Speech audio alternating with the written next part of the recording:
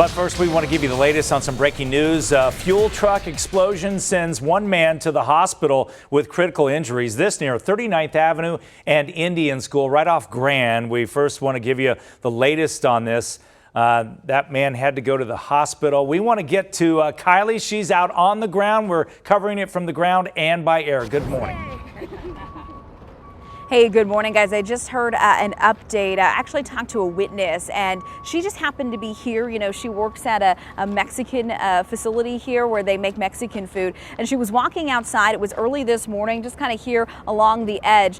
She sees that tanker truck kind of pull up right here, turn in. She doesn't think anything of it, and then all of a sudden she hears a boom, and she looks up and she sees the guy literally flying in the air.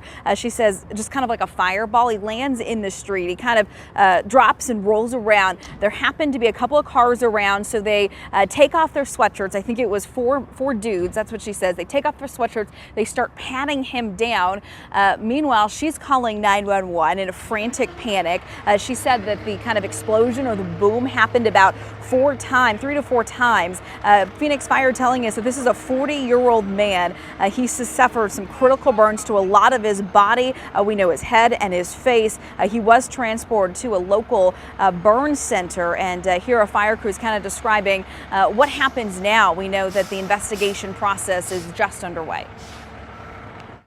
We don't know how it happened right now. It's going to be under investigation. Our crews arrived and they said that the truck had a lot of flames coming from it, fully involved in the back. They were able to extinguish that and keep it from spreading to nearby businesses and vehicles.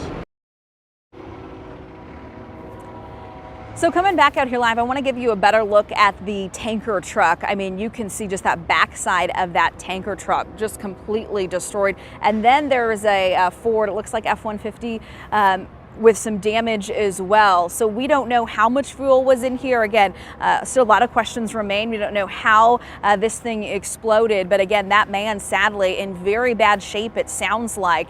He again transported to the hospital, critical injuries. And Gina, just hearing that woman, she was too distraught to go on camera, and we understand that. It was a very traumatic situation for her, but she said, I mean, it literally was a fireball in the air. He lands on the ground, and then thankfully some Good Samaritans were around and took their sweatshirts off and patted him down. But nonetheless, a very, very frantic situation here. And Clarendon is still closed just south of Indian School as crews have this area roped off.